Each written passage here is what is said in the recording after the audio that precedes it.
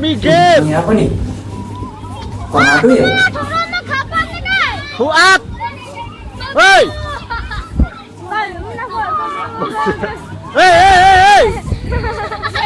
Wong gendeng.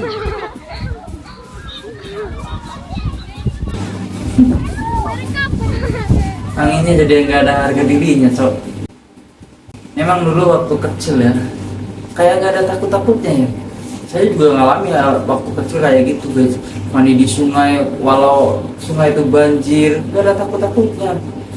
Apa main di sawah, ada petir, masih berani. Tapi kalau sekarang udah dewasa ya, kenapa jadi banyak kayak takut gitu? Kalau ada petir aja udah nggak mau keluar. Kalau lo gimana?